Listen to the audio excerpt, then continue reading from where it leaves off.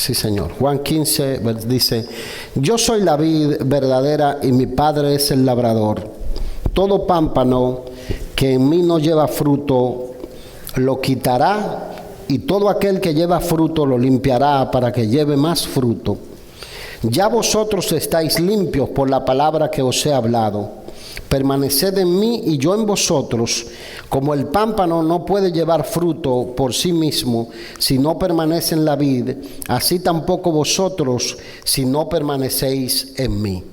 Yo soy la vid, vosotros los pámpanos. El que permanece en mí y yo en él, éste lleva mucho fruto, porque separado de mí nada podéis hacer. El que en mí no permanece será echado fuera como pámpano y se secará, y los recogen y los echan en el fuego y arden. Si permanecéis en mí y mis palabras permanecen en vosotros, pedid todo lo que queréis y os será hecho. En esto es glorificado mi Padre, en que llevéis mucho fruto y seáis así mis discípulos. Como el Padre me ha amado, así también yo os he amado. Permaneced en mi amor. Si guardareis mis mandamientos, permaneceréis en mi amor. Así como yo he guardado los mandamientos de mi Padre y permanezco en su amor. Estas cosas os hablo para que mi gozo esté en vosotros y vuestro gozo sea cumplido. La semana pasada nosotros vimos lo que eran las 4 leyes espirituales y decíamos que todo aquel que es un discípulo de Cristo, ¿cuántos son discípulos de Cristo? Todo aquel que es un discípulo de Cristo tiene que ser capaz de responder a varias preguntas. Una de ellas, ¿quién soy? Otra de ellas es, ¿quién es Dios? Y otra de ellas es, ¿cuál es la familia de Dios? Y sabemos que la familia de Dios es la iglesia del Señor dispersa en todas las naciones. Hoy nosotros vamos a hablar o a tratar de responder una pregunta. Después que alguien recibe al Señor o está dispuesto a abrirle la puerta de su corazón a Dios y hacer una confesión por Jesucristo, ¿qué hago a partir de ahí? ¿Cómo puedo ayudar a esa persona? ¿Qué pasa con esa persona? ¿Qué tenemos que enseñarle a esa persona que por ahí recibió al Señor? Recuerden los 4 principios básicos, o lo que nosotros llamamos las 4 leyes espirituales que debemos aprender para nosotros poder comunicar el mensaje. El gozo del creyente se encuentra en esto, por lo que el Señor dice, en llevar fruto. ¿Dice amén? ¿Cuántos quieren llevar fruto? La Biblia dice que el Señor espera que no nos presentemos delante de Él con las manos vacías. Entonces, la manera de llevar fruto es nosotros pasando por gracia lo que nosotros hemos recibido por gracia. La salvación es un don de Dios. Una vez que nosotros hemos sido capaces de poder entonces comunicar el mensaje, es porque hemos aprendido lo que es lo básico del Evangelio. Y le hago memoria, Daniel, las 4 leyes espirituales. Dios me ama o te ama y tiene un plan maravilloso para tu vida. Ese es lo primero. El hombre es pecador y está separado de Dios. Tercero, Jesucristo es la única solución para el pecado. Y cuarto, debemos recibir a Jesucristo por medio de una invitación o lo que llamamos una confesión personal. Diga conmigo, confesión. Entonces, esas son las 4 leyes espirituales que vamos a utilizar para pasar el mensaje a alguien que quiere oír la palabra. La gente me dice, hay gente que no quiere oír, pero hay muchos que están esperando que le hablemos. Y esta semana nosotros vamos a ver lo que tiene que ver con nosotros guiar a alguien que recibió al Señor por primera vez. ¿Qué es lo básico que le tenemos que enseñar? ¿Le vamos a enseñar el lenguaje evangélico? ¿O le vamos a enseñar la vestimenta evangélica? ¿O le vamos a enseñar el moño o el peinado evangélico? ¿O le vamos a enseñar cómo es que se dice gloria a Dios y cómo es que se dice santo? ¿Cómo es que se dice aleluya? La vida cristiana va más allá de eso. A veces le hemos enseñado a la gente mucho el lenguaje que nosotros hablamos, pero no le enseñamos en desarrollar una relación personal con el Señor. Y de eso se trata esta semana. La semana, cuando nos volvamos a juntar, el miércoles que viene no será, pero cuando nos volvamos a juntar, esa semana vamos a hablar de cómo nosotros construir relaciones, cómo relacionarnos con algunas personas. El objetivo nuestro no es el que sea miembro de la iglesia, sino el que conozca a Jesucristo. La hermana Elba siempre me decía esto, y ella me decía: nosotros evangelizamos a los que nos corresponde, Dios nos trae los que Él quiere traer. ¿Cuántos dicen amén? Si usted sale y habla la palabra, no importa que sea el que lo atienda en el supermercado o al que, qué sé yo, al cartero que está a la vuelta de la casa, usted le habla la palabra, el Señor trae a su iglesia a los que han de ser salvos. ¿Dice amén? Y en eso consiste. Debemos entonces nosotros, hablábamos de compartir la identidad del discípulo. A ver si estamos allí.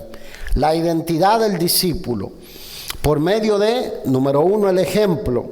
Por medio del interés sincero para que construya una relación con Cristo. Si yo traigo a alguien a la iglesia, entonces yo espero que el trabajo lo hagan los ancianos o lo haga solamente el pastor de la iglesia.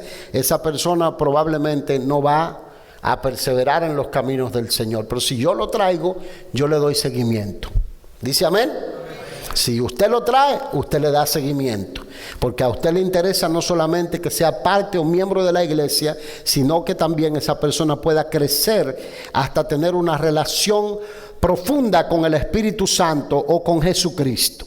En eso consiste el discipulado. Por medio de ofrecerle guía para conocer al maestro y seguir creciendo, sería entonces lo último. Nosotros, al responder la pregunta, y después que acepto a Cristo, ¿qué hago? Podemos responderla así: la persona tiene que permanecer conectado a Jesucristo. El pasaje que acabamos de leer, Jesucristo dijo: si permanecéis en mí y mis palabras permanecen en vosotros, pedid todo lo que queréis y os será hecho. Separados de mí, nada podéis hacer. En otras palabras, lo único que va a garantizar a la persona a crecer y a dar el fruto que Dios espera es si lo enseñamos a estar conectado con Jesucristo. Y hay ciertas disciplinas que le tenemos que enseñar y la vamos a ver hoy. ¿Cuáles son esas disciplinas? Número uno, vamos a saltar el pasaje, Dani, y vamos a ir al número uno. Al número uno es empezar a vivir una nueva vida en Cristo. Segunda de Corintios 5:17, de modo que si alguno está en Cristo, nueva criatura es, las cosas viejas pasaron, aquí, todas son hechas nuevas. Entonces vamos a responder la pregunta: ¿qué cosas son parte de la nueva vida y qué cosas son parte de la vida vieja o de la pasada vida antigua? La Biblia dice que cuando alguno acepta a Jesucristo, muere simbólicamente, espiritualmente, al viejo hombre y se levanta siendo una nueva criatura. ¿Cuántos son nuevas criaturas? Entonces, lo primero que nosotros hacemos es responder ¿cuál es esa experiencia de la nueva vida? Vamos a dejar que la palabra de Dios sea la que transforme y cambie a las personas. No lo vamos a tratar de cambiar nosotros, porque cuando lo tratamos de hacer, lo que hacemos es que echamos todo a perder. ¿Sabía eso? Si la persona es idólatra, déjelo siendo idólatra, el Espíritu Santo lo va a cambiar. Si la persona es borracho, déjelo siendo borracho, el Espíritu Santo lo va a cambiar. El hermano Jesús Abad está en la presencia del Señor, como dicen por costumbre, que en paz descanse, ¿verdad? Llegó borracho a la iglesia y luego el Señor hizo la obra en él hasta que realmente lo limpió. Yo tengo la experiencia de alguien que es un pastor, es un amigo hoy en día, pero era mi profesor de inglés de escuela secundaria. Y en ese momento no conocía al Señor. Entonces, él no sé por qué terminaba la clase y me decía: quédate un segundo, ¿te puedes quedar un segundo y conversar conmigo? Y ahí me empezaba a hablar, ¿verdad? Y recuerdo que una vez me dijo: mira, se me está cayendo el pelo. Y se ponía la mano y estaba en sus 20 y tantos. Y me mostraba, me decía, yo creo que tengo un cáncer, pero no me atrevo a decírselo a mi familia. Y entonces, ¿verdad? Eso se prestaba para yo entonces empezarle a pasar el mensaje del Evangelio. Su hermano se había convertido al Señor y entonces nadie en la familia era cristiano. Y llegó un momento cuando regresó y me dijo, el fin de semana tomé mi decisión por el Señor. Y se convirtió al Señor después de varias conversaciones y ver a su hermano. Después me enteré que su hermano le hizo una trampa, le pagó uno de los retiros y lo hizo ir al retiro ese fin de semana, y ahí se entregó al Señor en el retiro. El trabajo combinado mío y de su hermano, yo como alumno siendo cristiano y de su hermano siendo un recién convertido. Pero algo que me llamó la atención es que lo primero que él llegó a las siguientes 2 semanas es que él usaba bigote y llegó sin bigote. Y entonces yo notaba que algo raro. Dice, me saqué el bigote porque me dijeron que con bigote no podía ir al cielo. Entonces yo decía, sí, pero yo me quedé callado. Porque si Dios empezó a hacer la obra en él, aunque eso estaba equivocado, yo no iba a ser el estorbo para que él no siguiera creciendo en los caminos del Señor. Con bigote o sin bigote, él iba al cielo. Pero lo primero a veces que la gente trata de hacer cuando alguien recibe al Señor es tratar de enseñarle su dogmática o sus costumbres o las reglas que tienen en su organización. Eso no es lo primero que se hace. O empezar a decirle, saca la estatua, saca aquello, y la gente lo que hace es que se ofende. Usted tiene que en primer lugar enseñarle que la salvación del creyente se basa en la fe de la palabra de Dios y no en las emociones, como nosotros decíamos. Eso es lo primero. ¿Cómo lo voy a ayudar a crecer? Enseñándole que su salvación se basa en la fe y no en las emociones. Vamos a ver qué dice Primera de Juan, capítulo 5, versículo 11 al 13.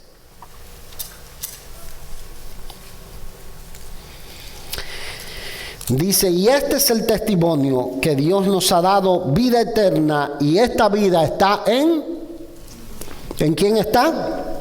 Lo tengo en pantalla, miren a la pantalla. Esa vida está. Sí, el siguiente, Daniel. No te duermas, mi hijo. Siguiente. Y este es el testimonio que Dios nos ha dado, vida eterna, y esta vida está en su Hijo.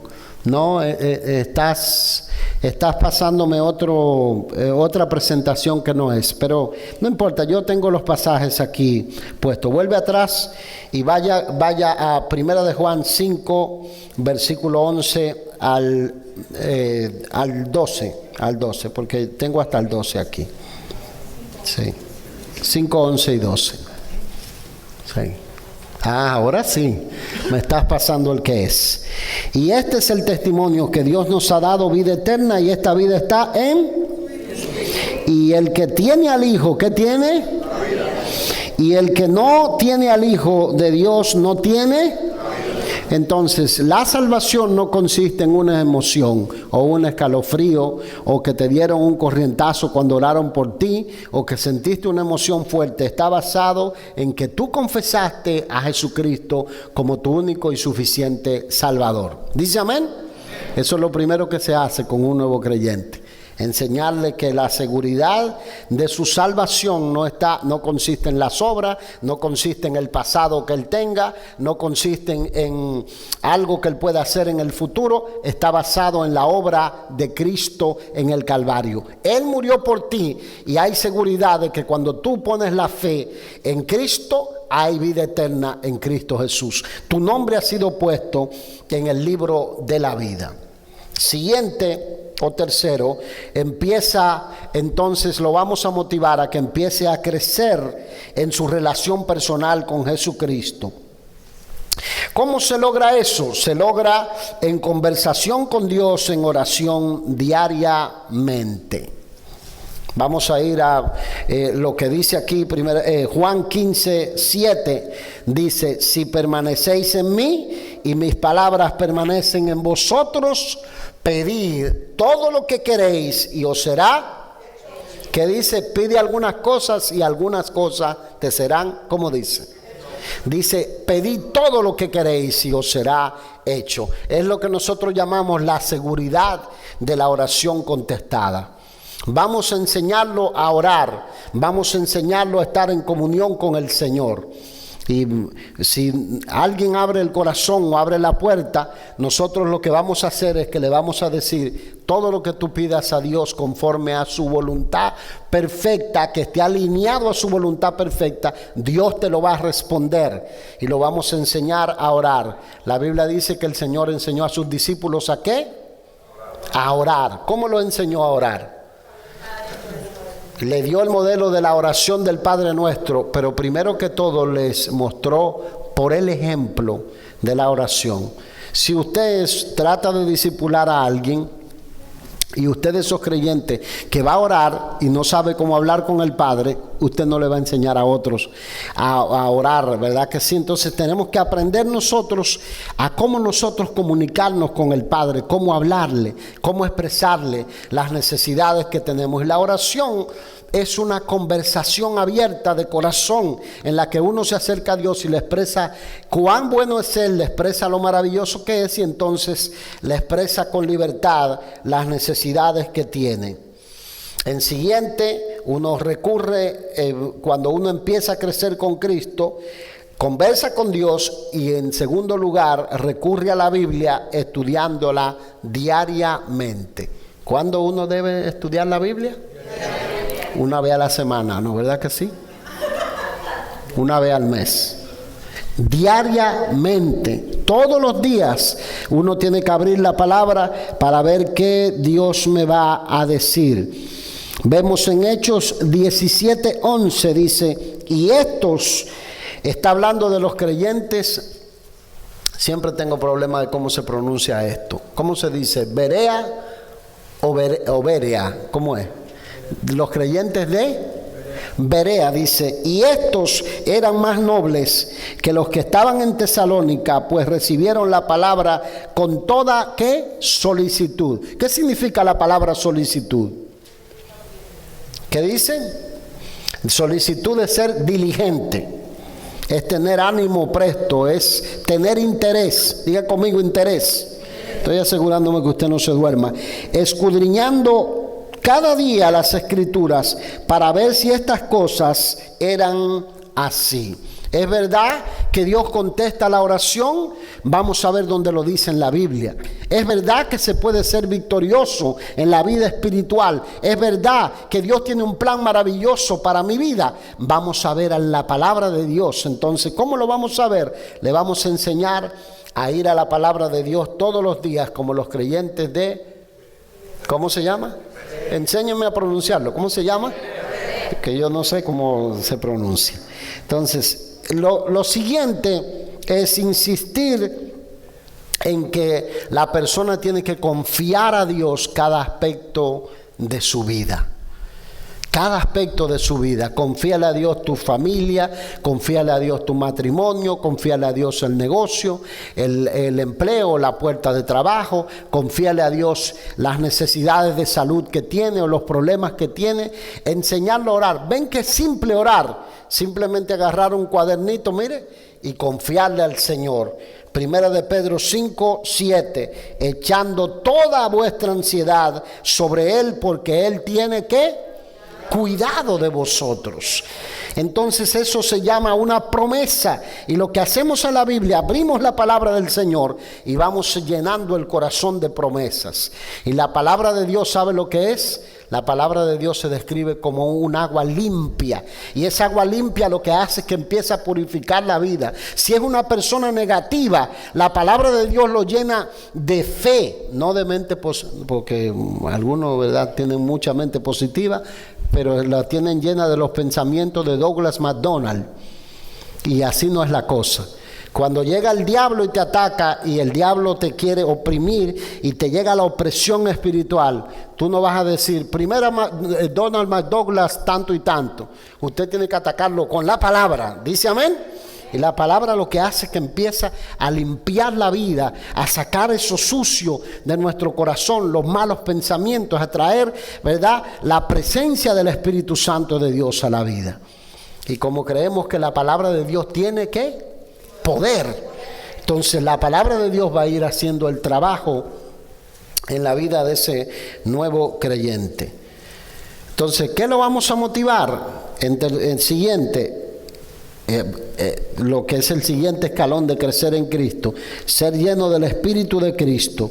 Permítele vivir su vida en ti. En otras palabras, deja que Dios viva en ti. Le vamos a decir, deja que el Espíritu Santo viva en ti.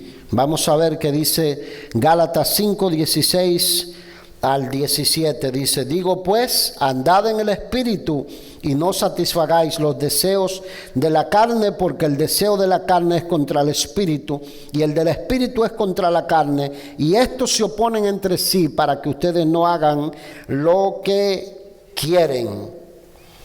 Y Hechos 1:8 dice, pero recibiréis poder cuando haya venido sobre vosotros el Espíritu Santo, y me seréis testigo en Jerusalén, en Judea, en Samaria y hasta lo último de la tierra. Dice aquí, y oiga lo que yo le digo, antes nosotros obedecíamos a todo lo que nos pedía la carne. Si odiábamos a alguien, le decíamos, no paso a esa persona. ¿Por qué? Porque no la paso. Porque no me cae bien. No me gusta, no sé, tiene la nariz torcida y no me gusta. Veíamos, por ejemplo, cada 7 palabras decíamos una mala palabra, porque le dábamos rienda suelta a lo que eran los deseos de la concupiscencia. Y la Biblia dice, hagan morir pues lo terrenal en ustedes. Dice, anden en el Espíritu y no le den complacencia a los deseos de la concupiscencia. Entonces lo que vamos a tratar de enseñarles es, ahora eres una nueva persona, ahora hablas otro idioma, ahora hablas otro lenguaje, ahora no vas a declarar que no sirves para nada, ahora vas a declarar que tú eres linaje escogido, real sacerdocio, nación santa, pueblo adquirido por Dios. Ahora vas a declarar que tú eres victorioso, ahora vas a declarar que las cosas te van a ir bien porque Dios va delante de ti. Vas a hablar otro idioma diferente al que hablabas antes. Ahora cuando te pegues el tropezón no vas a decir ¡ay!, vas a decir santo. Amén.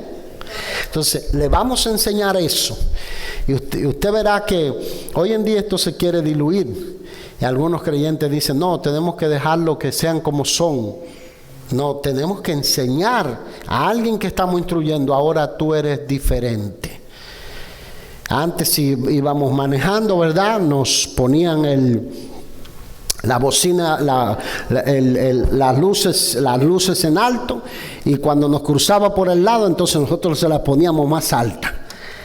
Así nos sacaban el brazo, nosotros sacábamos otra cosa. No, ahora somos nueva criatura en Cristo. Ahora vamos a actuar de otra manera. No vamos a andar en las obras de la carne. Y eso, la primera vez lo va a pasar. Yo no sé cuántos miraron la película de que se llama Family Camp, una película nueva que hicieron hace estos días, los que hicieron Fireproof, me parece que, no, los que hicieron Facing the Giants y no sé qué otra película. Y hicieron, ¿cuántos miraron Facing the Giant? Courageous, ¿cuántos miraron Courageous? Valiente se llamaba la película en español. Los que en la película muestran una familia que, ¿verdad?, va hacia el campamento de familia, como nosotros hacemos, y justo uno viene detrás y se le pone detrás y lo está que lo choca, casi le pega, y se le cruza por delante y casi un camión se lo lleva al que se le cruza. Y cuando se pone por delante, la placa dice bendecido. Van las 2 familias al campamento. Y eran cristianos las 2 familias. Entonces, cualquier parecido con la realidad es mera coincidencia, ¿verdad? Los que andan con el pececito detrás y usted dice, mire, creyente, me quería chocar. Entonces, ya no somos así, ahora vamos a vivir una nueva vida en Cristo. Vamos a dar testimonio de que verdaderamente Cristo vive en nosotros. Siguiente en nuestra escala de crecimiento, testifica a otros de Cristo verbalmente y con tu vida. Y esto es redundante, pero valga la redundancia, Mateo 4:19, les dijo el Señor, venid en pos de mí, y haré que seáis pescadores de hombres. Y Juan 15:8 nos recuerda y nos dice, en esto es glorificado mi Padre, en que llevéis mucho fruto y seáis así mis discípulos. Un discípulo es uno que aprende, diga conmigo, uno que aprende a ser igual como ¿quién? ¿Como quién? Como Jesucristo. Ese es el objetivo nuestro, guiar las personas a Cristo, no que sean como nosotros, sino que sean como Cristo. Pablo dijo, sed imitadores de mí, así como yo de Cristo. Ese era el objetivo de Pablo, hacer que imitaran lo que Jesucristo enseñó, la persona de Jesucristo. Entonces, la escala de crecimiento va entonces en esto último, obedece a Dios momento a momento. No vas a ser perfecto, como algunos dijeron, no, mira, yo desde que me convertí, el Señor hizo toda la perfección en mí. Lo primero es la primera mentira que dijo, que hizo toda la perfección en él. Significa que no maduró en nada. Dice Juan 14:21, el que tiene mis mandamientos y los guarda, ese es el que me ama. Y el que me ama será amado por mi Padre, y yo le amaré y me manifestaré. ¿A quién? A Él. Vamos a ir obedeciendo a Dios paso a paso. Y luego que nosotros le enseñamos esos primeros pasos de la vida cristiana, le vamos a enseñar la importancia de bautizarse y dar testimonio público de su fe. Déjeme hacer un paréntesis aquí y deténgase. Présteme el oído, míreme, levánteme la mano para saber que no se durmió. Aleluya. Un miércoles en la noche, una reunión de avivamiento de sueño. Pero mire esto, existe un debate en esto. Lo primero lo discipulo y después lo bautizo, o primero lo bautizo y después lo discipulo. ¿Es lo mismo? El orden de los factores dice no altera lo que entraron a la clase de matemática, ¿verdad? Eso es multiplicación, ¿verdad? El orden de los sumandos no altera la suma, ¿verdad? Entonces, ¿qué pasa? Lo mismo pasa en la iglesia del Señor. Si usted, una persona, viene e inmediatamente se bautiza y luego entra al discipulado, tiene el mismo resultado. Ahora, si primero lo bautizamos y luego se bautiza, la persona, decimos, va a estar más firme, pero eso no garantiza que verdaderamente va a estar firme. Es el grado de avance y de crecimiento en su relación con el Señor que nosotros le hemos sembrado en el corazón. Si ha habido un verdadero encuentro con Jesucristo, va a haber un deseo de crecer, un deseo de seguir caminando en el Señor. En el libro de los Hechos se muestra esto, que primero se convertían, los bautizaban y después ¿qué? Los discipulaban. Eso es lo que se muestra en el libro de los Hechos. Pero es la verdad la postura de muchas iglesias ya con otro sistema. Primero lo ponen en un proceso de discipulado. Entiéndame esto, el que te expliquen lo básico del bautismo no significa que te están discipulando. Es importante que la persona, antes de ir a las aguas, sepa por qué está yendo a las aguas del bautismo. Entonces, lo que hace el que está discipulando o está haciendo mentoría es enseñándole estos principios básicos de crecimiento y de cómo tener una relación más profunda con el Señor y poderse llenar del Espíritu Santo. O sea, bautismo y dar testimonio público de la fe como acto de confesión como evidencia de integración al discipulado con Cristo y como evidencia de arrepentimiento y como señal de nueva vida en Cristo. Ese es el sentido de nosotros motivar a alguien para que vaya a las aguas del bautismo. Repito eso, como confesión pública, como evidencia de integración a que ahora soy un discípulo de Jesús. ¿Dice amén a eso? Como evidencia de arrepentimiento, es decir, me arrepiento de mi antigua vida, muero con Cristo y me levanto, y como señal de que ahora soy una nueva criatura en Cristo. Dice amén, dice sepultados con Él en el bautismo y levantándome para hacer una nueva vida. El quinto y último, procura entonces el compañerismo con otros cristianos. Nadie puede crecer ininterrumpidamente y seguir avanzando sin ser parte de una familia de fe. Hay una familia que conocimos el domingo. Ellos contaban que en un momento dado, cuando en su país prohibieron el que se reunieran grupos grandes de creyentes, le dijeron, le vamos a permitir en las casas, y se formaron cientos de grupos pequeños en las casas, y entonces ellos así compartían la fe unos con otros. Yo recuerdo cuando los que han oído hablar del fallecido Paul Yonggi Cho, es un coreano que fundó la iglesia más grande del mundo. Escribió un par de libros. Uno de ellos se llama el Grupo Familiares y el Crecimiento de la Iglesia. Por allá por los años 90 empezó todo el apogeo de los grupos celulares, de los grupos de pequeñas células. Yo recuerdo tener hasta 23 personas en la sala de la casa de mis padres que no visitaban la iglesia. La vasta mayoría nunca había ido a la iglesia. Y teníamos 23 personas. A veces solamente yendo a compartir una reunión de 1 hora y 10, 15 minutos. Y algunos de esos hoy son creyentes. O casi la vasta mayoría de esos son creyentes. Porque lo que uno hace es tratar de pasar el mensaje. Pero el compañerismo cristiano es importante. Hay que involucrar, mantener la fe viva, mantener el fuego vivo. Implica que nosotros tenemos que reunirnos.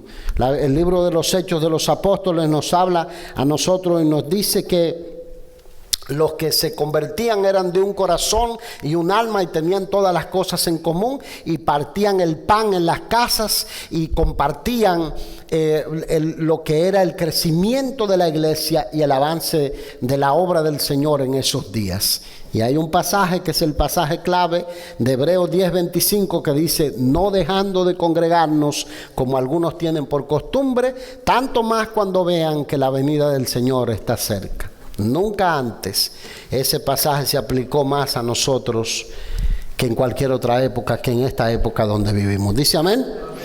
Y si usted no valora eso, piense en la iglesia en Ucrania, en los lugares donde devastaron. Piense en los lugares donde devastaron en Siria, que yo recibía constantemente información de familias en Siria que estaban preparándose para entregar su vida y sus familias al Señor, y le decían a los niños, si le dicen que tienen que negar a Jesucristo, ustedes mejor pierdan la cabeza, se la van a cortar, pero va a doler un poquito, pero después van a estar con el Señor. Entonces, si nosotros tenemos esa libertad de reunirnos a adorar al Señor, tenemos que pasarle a los demás también ese deseo de animarles a ser parte de la familia de Dios. ¿Dice amén? Y con esos pasos básicos para ayudar a crecer a otros, cerramos nuestro módulo de hoy.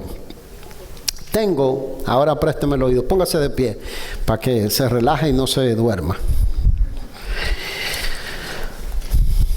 Mire, tengo lo que yo le llamo un apéndice de la enseñanza, como una parte breve de lo que es el discipulado. Es cómo mantener un devocional en privado y en familia. Usted tiene que saber cómo hacer discipulado, cómo usted hacerlo en el seno de su casa primero, porque primero se trabaja donde, diga conmigo, en Jerusalén. Jerusalén es su casa. Hay gente que se quiere ir a las misiones, pero no ha trabajado en Jerusalén. Entonces Jerusalén es su casa. Entonces, antes de usted poder alcanzar a otro, primero tiene que alcanzar a su familia. ¿Dice amén? Entonces, muy simple, usted tiene que aprender a tener tiempo devocional. Tiempo devocional en la que el cabeza de hogar, los sacerdotes del hogar, ¿dónde están los sacerdotes del hogar? Gloria a Dios. Los sacerdotes del hogar, como que levantan como T-Rex la mano, así como. ¿No están seguros o no están seguros? ¿Sí? Los sacerdotes del hogar tienen que empezar a desarrollar, ¿verdad que sí? Ese hábito en el que abren la Biblia, sea en el día, sea en la noche, cuando la familia esté reunida, y entonces leen un pasaje de la Escritura.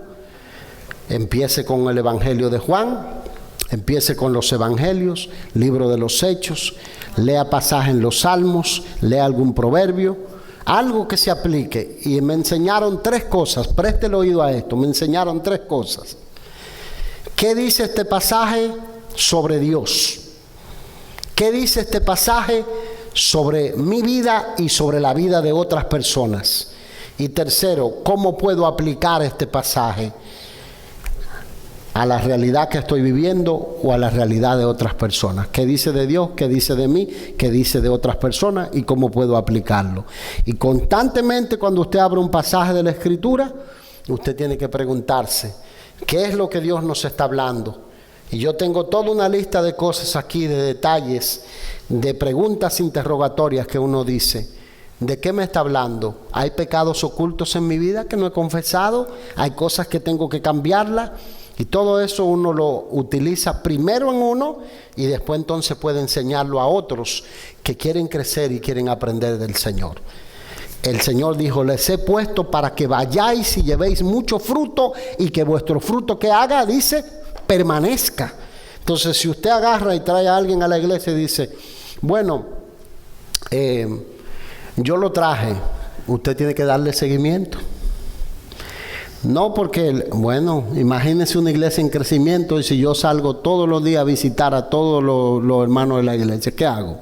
Pierdo la familia, pierdo la salud y la vida también. Entonces, es el trabajo, ¿verdad?, de todo aquel que es un discípulo. Usted trajo a alguien, usted le da seguimiento. ¿Dice amén? Usted dice, esa persona me la puso Dios en mi vida para que el fruto que yo he ganado, ese fruto que permanezca. Y el Señor dice, si tu fruto permanece, te voy a limpiar para que ustedes vayan y lleven mucho fruto.